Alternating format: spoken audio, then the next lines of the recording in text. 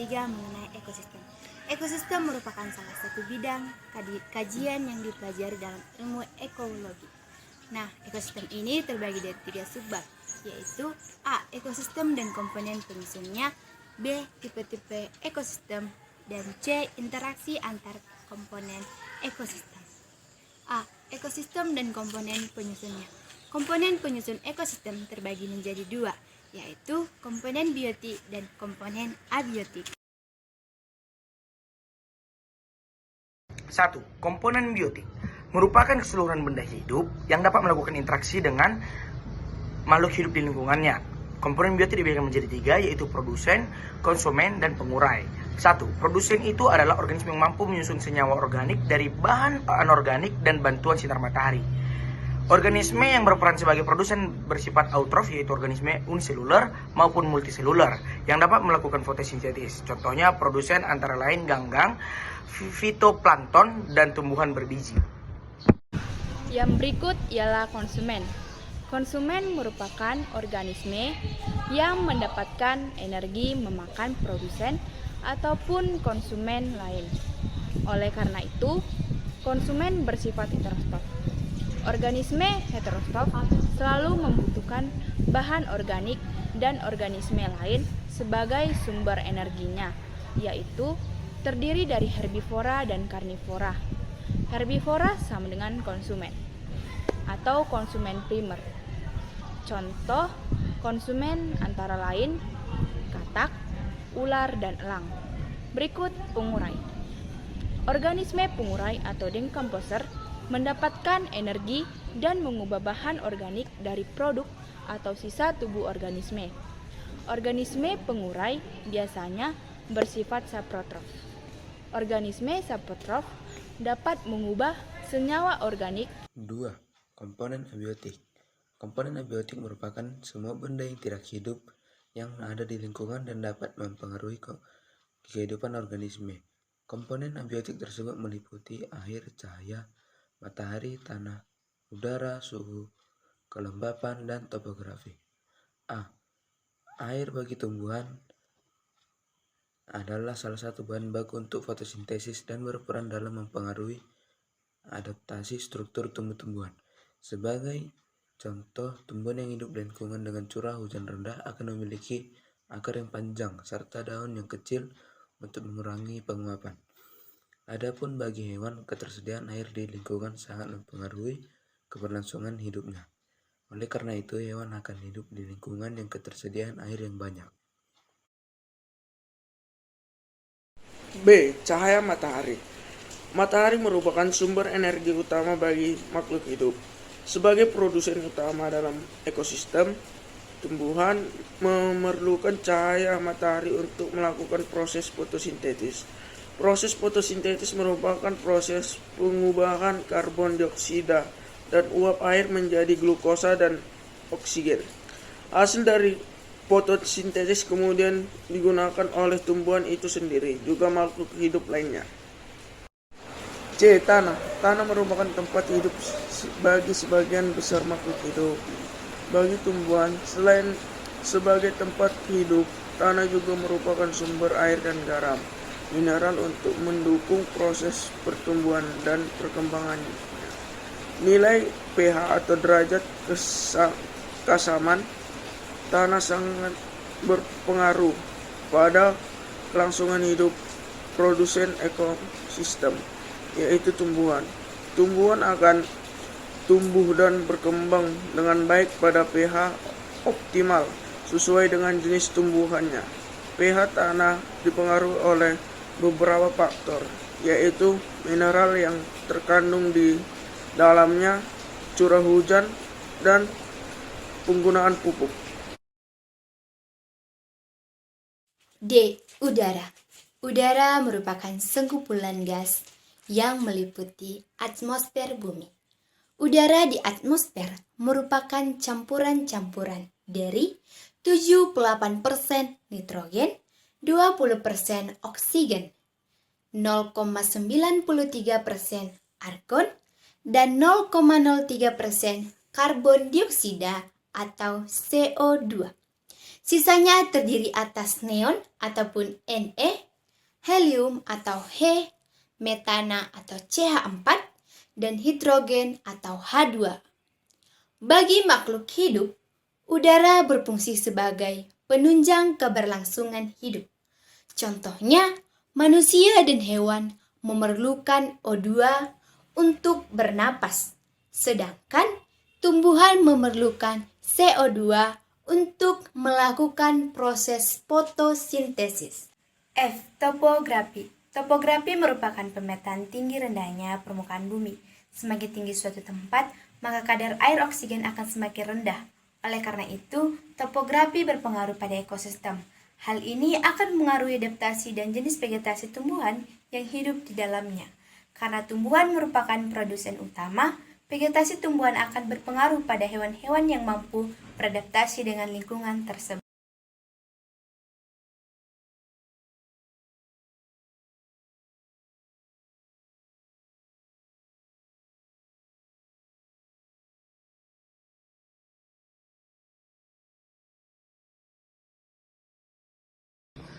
B. Tipe-tipe ekosistem. Secara umum, ekosistem dapat dibagi menjadi dua, yaitu ekosistem darat dan ekosistem perairan. Yang pertama, ekosistem darat merupakan dikelompokkan berdasarkan iklim dan vegetasi dominan di suatu wilayah. Pengelompokan wilayah tersebut dikenal dengan istilah bioma. Jenis bioma antara lain tundra, taiga, sabana, padang rumput gurun, hutan tropis, dan hutan gugur. Yang B adalah tundra. Bioma tundra terletak di bagian utara bumi, yaitu kutub utara. Bioma ini merupakan bioma yang memiliki suhu paling rendah, oleh karena itu banyak tumbuhan yang tidak tumbuh di daerah ini. Saat musim dingin, air tanah di bioma ini akan membeku sehingga tanaman tidak bisa tumbuh dengan baik. Yang berikut ialah taiga. Bioma taiga dikenal sebagai hutan konifer karena tanaman dominan yang tumbuh pada bioma ini adalah tanaman berdaun jarum atau konifer. Bioma ini terletak di antara daerah subtropis dan kutub, yaitu Amerika Utara, Amerika Selatan, Eropa Barat, serta Asia Timur. Curah hujan tahunan di bioma ini berkisar antara 35-40. Daerah ini sangat basah karena penguapan yang rendah. Tanah bioma taiga bersifat asam. Tumbuhan yang menghuni bioma taiga umumnya adalah tumbuhan konifer, contohnya pinus dan cemara. Hewan yang terdapat pada bioma ini antara lain rusa, beruang hitam, salamander, dan tupai. Yang berikut ialah sabana. Bioma sabana merupakan bioma dengan hamparan rumput diselilingi oleh pohon-pohon. Bioma ini terdapat di wilayah beriklim sedang sampai tropis dengan curah hujan 25-75 per tahun, misalnya di Australia Utara dan Kenya. Adapun di Indonesia, bioma ini terdapat di Nusa Tenggara Barat dan Nusa Tenggara Timur. Tumbuhan dominan yang menyusun bioma ini adalah rumput. Hewan yang hidup di bioma ini diantaranya adalah jerah, kijang, zebra, gajah, macan tutul, dan singa. Baik, yang selanjutnya ada D. Di padang rumput. Bioma padang rumput adalah bioma yang dalamnya hanya terdapat hamparan rumput. Bioma ini terdapat di wilayah dengan iklim yang sedang sampai ke tropis, seperti di Amerika Selatan, Australia, dan Rusia. Di Indonesia, bioma padang rumput dapat ditemukan di Kepulauan Nusa Tenggara. Hewan yang dapat hidup di bioma tersebut yaitu kanguru, zebra, kuda, kijang, citah, dan singa. Yang selanjutnya ada E. Gurun. Gurun merupakan bioma dengan hamparan yang luas dengan tanah yang tandus. Bioma gurun terdapat di Asia, yaitu gurun Gobi, dan di Afrika, yaitu gurun Sahara. Kurs hujan pada bioma ini sangat rendah. Dengan penguapan yang tinggi, kandungan air pada bioma ini juga sangat rendah. Hanya tumbuhan dan hewan tertentu yang dapat hidup di bioma tersebut. Tumbuhan yang dapat hidup di bioma tersebut merupakan tumbuhan xerophyt dengan batang dari daunnya dilapisi lilin untuk mengurangi penguapan. Contoh tumbuhan xerophyt adalah kaktus. Hewan yang hidup pada bioma ini antara lain unta, kadal, burung, dan ular. F. Hutan hujan tropis. Bioma hutan hujan tropis ditemukan di daerah khatulistiwa seperti Asia Tengah, Indonesia, Amerika Tengah, dan Amerika Selatan, Afrika, serta Australia. Pada bioma ini, matahari bersinar sepanjang tahun dengan suhu berkisar antara 20-30 derajat Celcius dan curah hujan tahunan sekitar 200 cm. Flora dan fauna yang memenuhi bioma ini paling beragam dibandingkan dengan penghuni bioma lainnya. Flora khas pada bioma ini adalah tumbuhan merambat atau liana. Contohnya rotan dan tumbuhan epiphytic. Contoh anggrek hewan yang terdapat pada bioma ini contohnya harimau, badak, babi hutan, monyet, tupai, dan orang hutan. G. Hutan gugur. Bioma hutan gugur terdapat di wilayah yang mengalami 4 musim. Misalnya Eropa Barat, Amerika Serikat bagian timur, dan Asia Timur. Curah hujan pada bioma ini tinggi dan merata. Tumbuhan dominan pada bioma ini adalah tumbuhan berdaun lebar, seperti mabel. Hewan yang terdapat di bioma ini antara lain tikus, beruang, tupai, dan burung. Beberapa hewan yang hidup pada bioma ini mengalami hibernisasi, yaitu tidur di sepanjang dingin.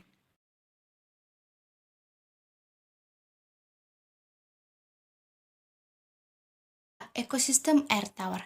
Ekosistem air tawar diklasifikasikan menjadi 2, yaitu lentik dan lotik. Lentik merupakan ekosistem perairan dengan air yang tenang, contohnya danau. Sedangkan lotik merupakan ekosistem perairan yang airnya mengalir, contohnya itu sungai. B. Ekosistem air laut. Ekosistem air laut merupakan ekosistem paling luas di bumi karena lebih dari 1/3 bagian bumi adalah laut. Berdasarkan kedalamannya, ekosistem laut dibentuk menjadi ekosistem laut dalam dan ekosistem laut dangkal. Yang pertama, ekosistem laut dalam. Ekosistem laut dalam memiliki ciri tidak terjangkau oleh sinar matahari. Akibatnya, tidak ada organisme fototrof dalam ekosistem ini. Karena keadaan yang gelap, beberapa organisme laut dalam memiliki organ khusus yang mengeluarkan cahaya. Yang kedua, ekosistem laut dangkal. Ekosistem laut dangkal berada di daerah pantai yang tergenang air laut, kecuali saat air surut. Ekosistem ini banyak ditemui di pantai utara Jawa, Bali, Sumba, dan Sulawesi. Dan ekosistem ini terbagi beberapa bagian, yaitu A. Ekosistem terumbu karang. Ekosistem terumbu karang terbentuk karena adanya aktivitas hewan berongga yang termasuk kelompok Frioferin yang terdapat berbagai macam-macam jenis, yaitu ikan, udang, dan teripang. B. Ekosistem pantai batu. Ekosistem pantai batu didominasi oleh bongkahan batu gram yang besar ataupun batuan yang berasal dari penyatuan batu-batu kecil dan penyatuan batu kapur. Di Indonesia, ekosistem banyak ditemukan di selatan Jawa, Barat Tenggara, dan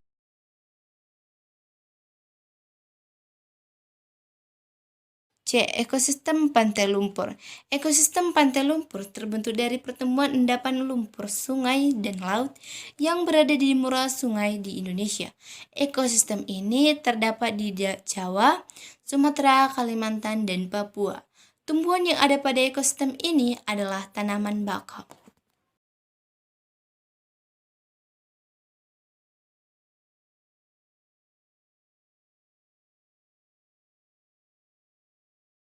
Interaksi antar komponen biotik adalah interaksi antara satu makhluk hidup dengan makhluk hidup lainnya.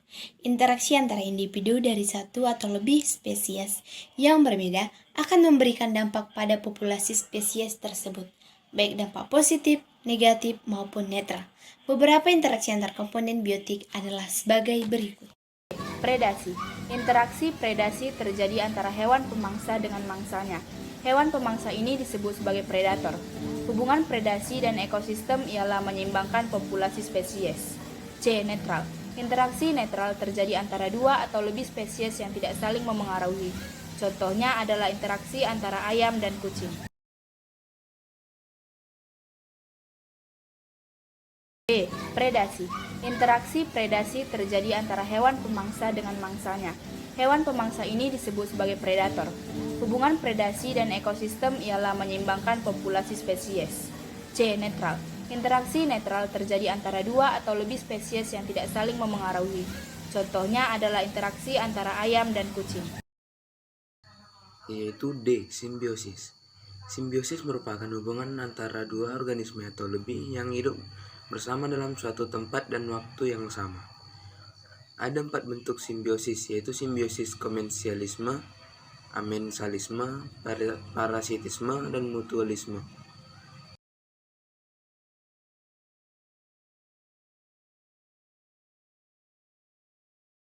A. Aliran energi. Organisme memiliki beberapa ciri-ciri, antara lain bergerak, tumbuh, dan bereproduksi. Definisikan sebagai suatu energi yang memasuki suatu ekosistem, berpindah melalui rantai makanan, dan berakhir keluar dari ekosistem tersebut. 1. Rantai makanan dan jaring makanan. Peristiwa makan dan dimakan pada suatu ekosistem membentuk pola yang saling berkaitan sehingga disebut rantai makanan. Dalam suatu ekosistem, tumbuhan adalah organisme yang menempati tingkat trofi pertama. Herbivora berperan sebagai konsumen primer, karnivora konsumen sekunder, dan seterusnya. Yang kedua itu ada piramida ekologi. Piramida ekologi terbagi menjadi beberapa bagian, yaitu piramida jumlah, piramida biomasa, dan piramida energi.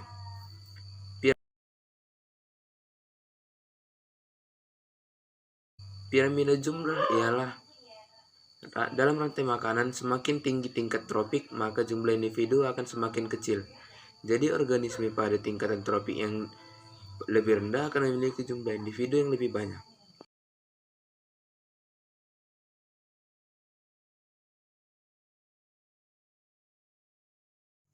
Piramida biomasa. Piramida jumlah pada dua ekosistem yang berbeda tidak dapat dibandingkan satu sama lain.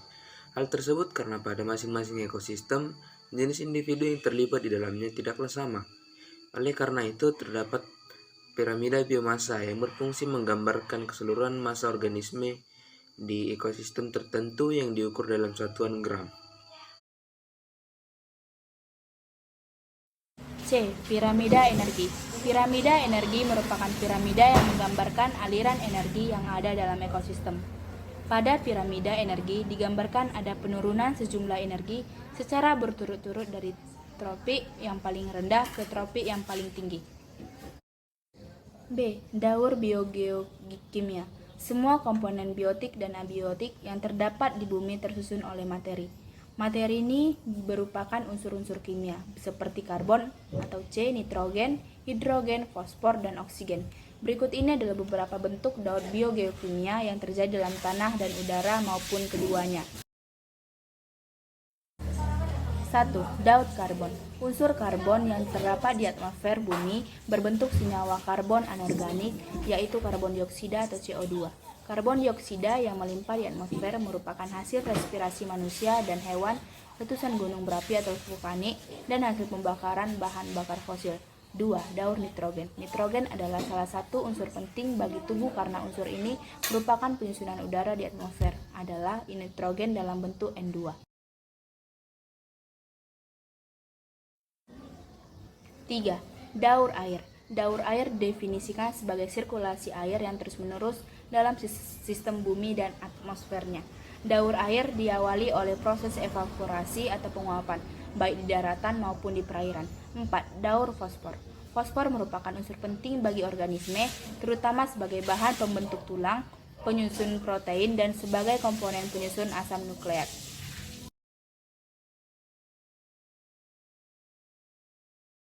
5. Daur sulfur. Proses perombakan bahan organik oleh decomposer akan melepaskan hidrogen sulfida atau H2S dan sulfur. Hidrogen sulfida mengalami oksida di atmosfer dan membentuk sulfat, yang jika kandungannya di udara terlalu tinggi akan menyebabkan hujan asam.